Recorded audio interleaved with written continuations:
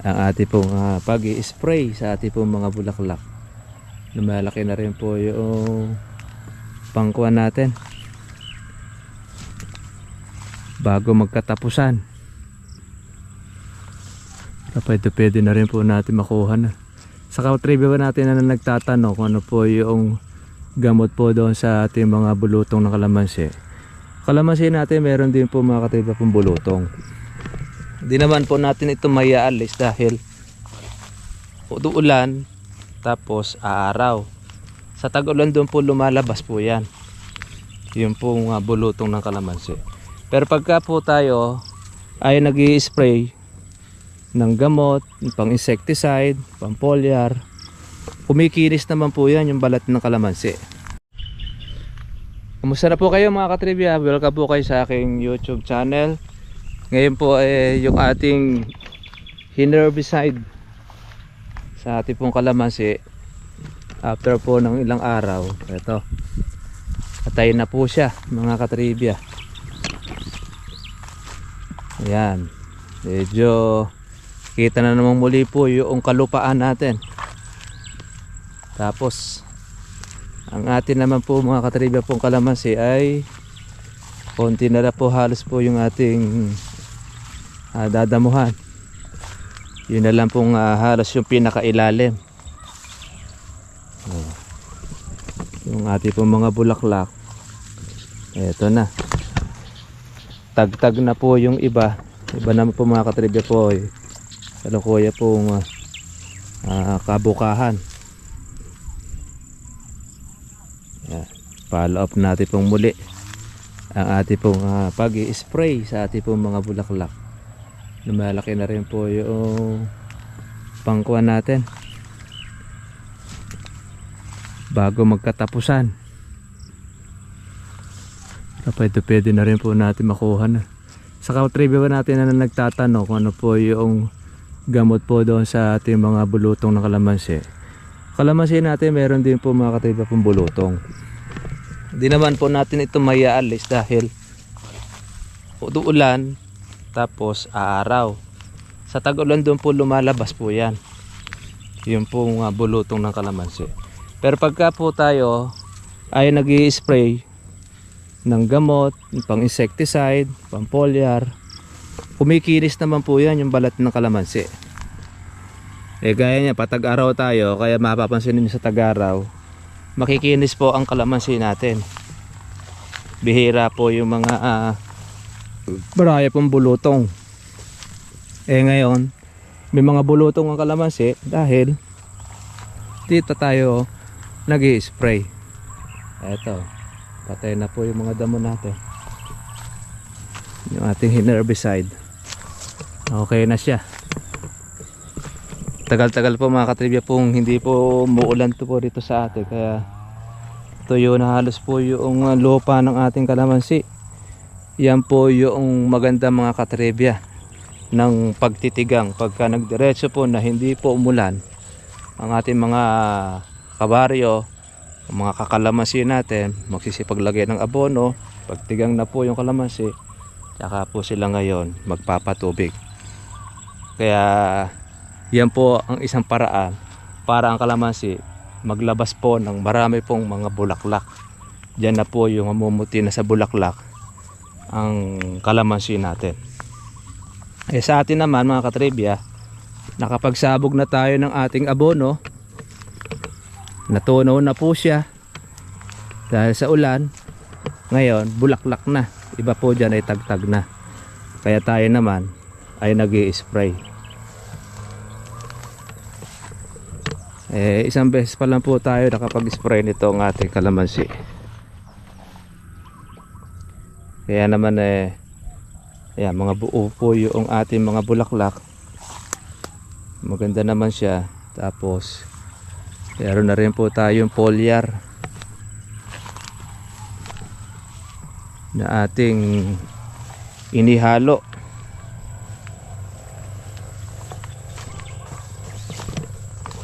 Ayan, ang dami po mga bukong mga maliliit. Sarap na rin pong pitasin ating kalamansi, malalaki Berde. Oh, lanta na rin po itong ating in-spray. Oh.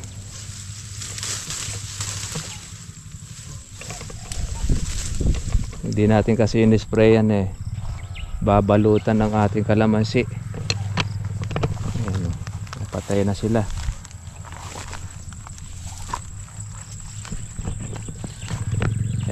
Meron na rin po kasi mga katribe ang isang buwan na tayo nung hindi po nag-spray ng ating pang herbicide.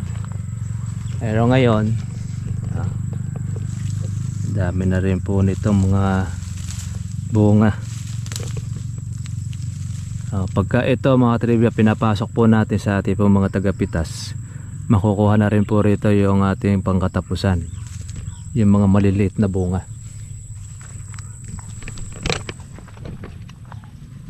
Kaya hinihintay lang muna natin na lumaki siya.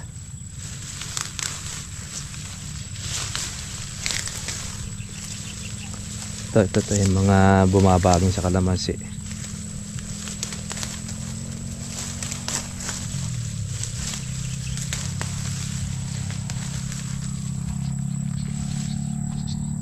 Ganda rin po yung pagkapatay niya.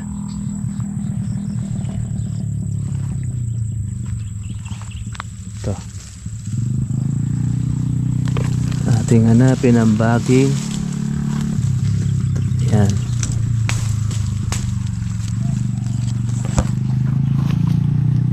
Nandito sa ilalim.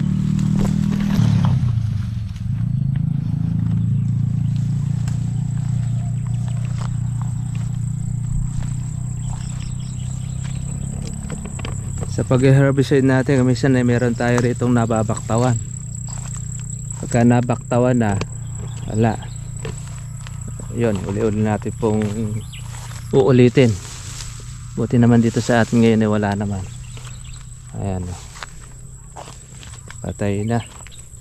Ganda naman po nung kanyang pagkapatay na. Ayan. Okay. Maganda po yung sikat ng araw.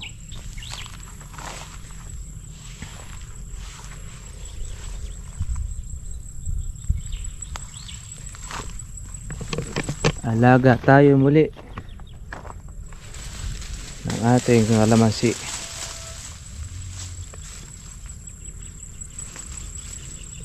Kakatuwa naman mga katribya dahil nangangaunti na po ngayon ng may mga bunga.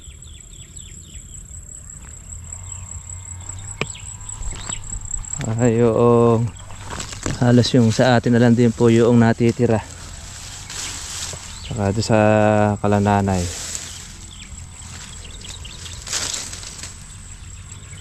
Maigi naman yan para po magsipagtaas po ang mga buyer, ang mga ahente. Kaya po kasi mayroong nagbibigay po ng mababa, hindi po tumataas po ang kalamansi kasi meron pa silang nakukuhanan. Pero pagka wala na silang makuhanan na nagbibigay ng mababa, wala na po silang mapitasan, doon na sila naobligadong magtaas nung kuha. Pero hanggat may nagbibigay, may nakukuhanan pa, hindi magsisipagtaas po ang mga buyer at ahente. Siyempre gusto rin po ng mga ahente maganda kita, saka ng buyer halos hindi na ang kalamansi ninyo. Ngayon pagka wala kayong alam sa presyo kalamansi, bibigyan nyo na sa mababa. Sasabihin sa inyo mga katribya nung ahente, bumababa ang kalamansi. Wala naman kayong maririnig sa ahente na tumataas ang kalamansi. Puro halos ang maririnig mo yung bukang bibig nila, bumababa ang kalamansi. Para nun, ibigay mo na doon sa presyong gusto nila yung kalamansi mo. Yan po yung mga technique po nila. Tayo naman, nagtatawa na lang din po natin kapag halimbawa sinasabi nila bumababa ang kalamansi, dahil ang magsasabi naman yan na kung mababa ang kalamansi, punta ka ng palengke. tingnan ninyo yung kalamansi, magkano ang presyo ng tingi. Doon kayo magsasabi na bumababa ang presyo ng kalamansi. Dahil ang tingi sa palengke 50, 60. Baka sa Maynila 70 pa ang tingi sa kalamansi. Kaya panatag po tayo mga katribya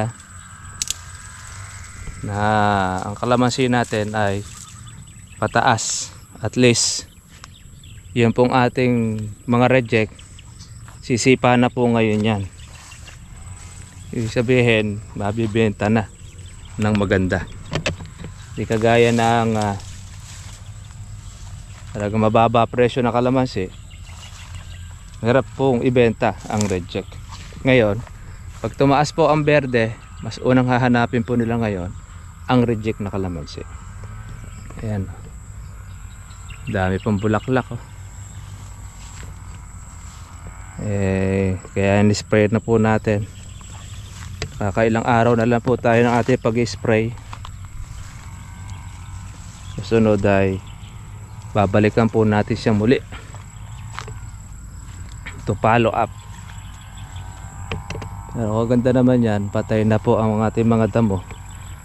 Yung kabila naman po yung ating tatrabahuhin. Nakabawas na tayo ng ating trabaho. Yung pong ating puno na nabisaklat, mukhang hindi makakasurvive. Lanta na. Malaman kung nadaanan ng kalabaw o sinadya.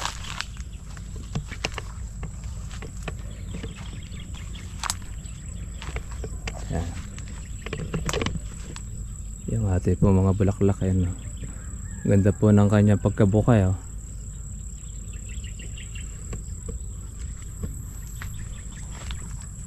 Malinis. Wala rin po pang gano pang insekto. Kasi ang palatandaan pag ma-insekto ang mga bulaklak, yung ibang bulaklak hindi po makuhang bumuka. Sinisira na kagad po ng mga hanep. Pero nakikita natin maganda po ang bukadkad niya. Ibig sabihin wala pa masyado pong mga maninira. Yan po yung ating mga palatandaan.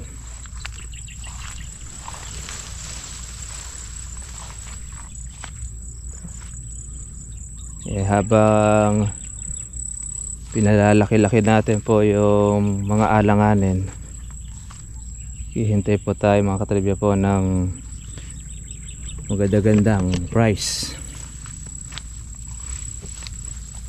ng ating pitasin. Sabi ko po sa inyo, talagang ang kalamansi nasa dalawa lang yan, kung hindi po pataas pababa. Sumagad na po yung kanyang baba, kaya pataas naman ang magiging presyo ng kalamansi. Kaya importante meron tayong nakaabang. Nakaabang po yung ating kalamansi, may bunga, may machechen po tayo.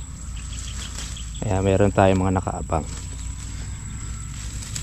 Kung sinimot na po natin ang bunga ng ating kalamansi, wala na tayong pantsyempo.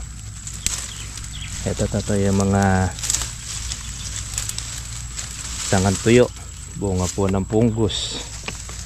Hindi talaga po naiiwasan po yan. Sa tag-ulan lumalabas talaga yan, tapos mag-aaraw. Display man po natin ito ng anti-fungus. Pagka po meron na, di na rin po natin maaawat, lalo na pagka po puno-puno na siya. Kaya inaagapan na lang nating alisin.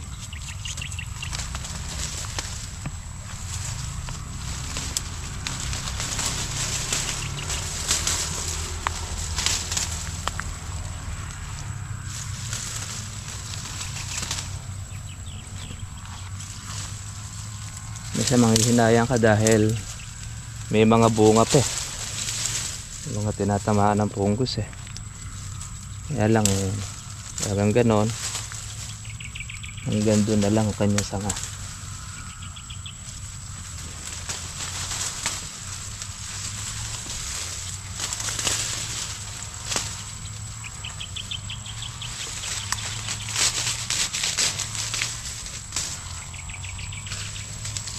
Lumapad ang dahon ng ating kalamansi, mga katribya.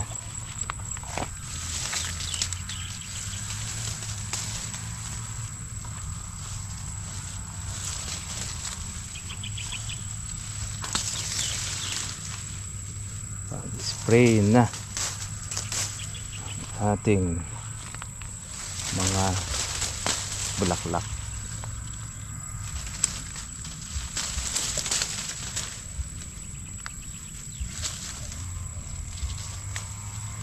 Siguro mga katribya po sa atin ay yung mga nagsisipag-alaga, marami na sigurong spray kayong nagagawa.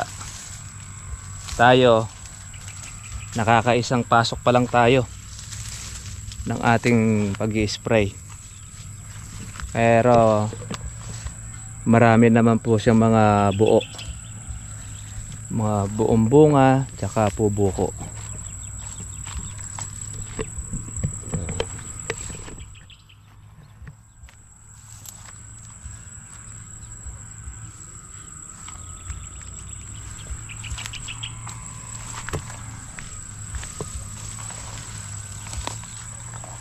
Mga buong bunga.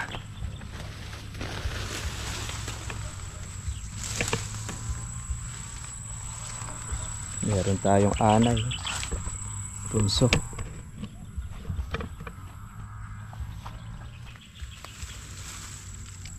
Yan. Kumintab na po yung ating kalamansi, yung bunga. Dahil una nating spray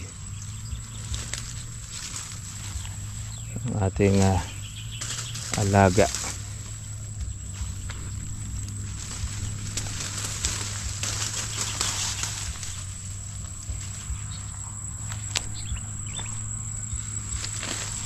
So, naririnig natin na yun nag-grass cutter.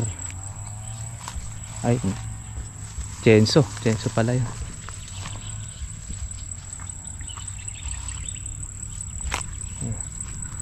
Tayo na ang ating damo. Unti-unti na po siya mga katribya mabubulok. Yan ang kagandahan po pagka meron tayong herbicide na ginagamit, patay siya. Yung mga bagong tubo, ayan, wala na.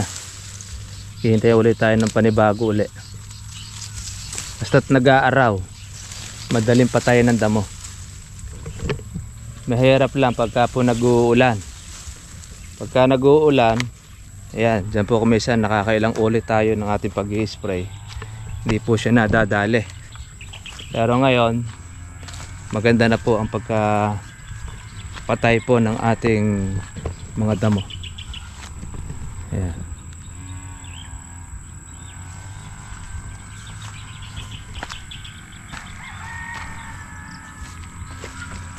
Okay na siya.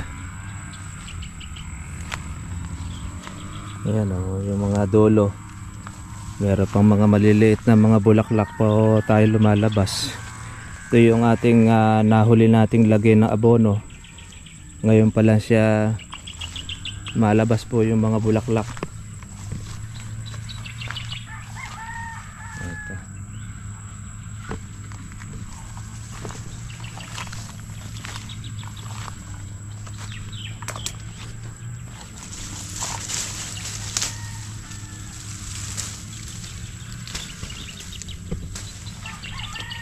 Doon sa tabing ilog hindi po tayo nakakalusong. Maayos rin doon sa bantayan din. Isa rin po sa madali yun ng mga kawatan. Kaganya po kasi mahal po kalamansi talagang malilikot ang mga kamay. Dito pa naman sa amin marami po mga malikot ang kamay.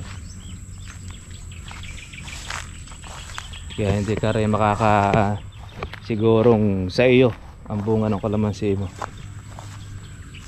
matitinik. Kahit na mahuli mo, walang dala. Merong nagbago, meron naman. Continuous pa rin sa paggawa ng kanyang kalokohan. Ito naman yung kalananay. Ayan, nakuha na rin po yung marami pong pitasin nito. Pero marami na uli pong mga kapasunod na bulaklak. Tsaka po yung mga buko nila. Ayan, ang mga palakihin, mga buo.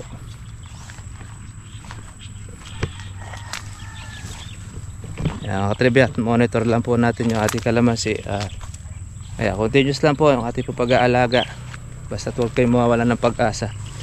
Ngayon po ay pataas ang presyo ng kalamansi. Kaya chance naman po natin na makapagpapitas ng magandang presyo. Sige mga katribya, God bless po sa inyo lahat. Bye bye.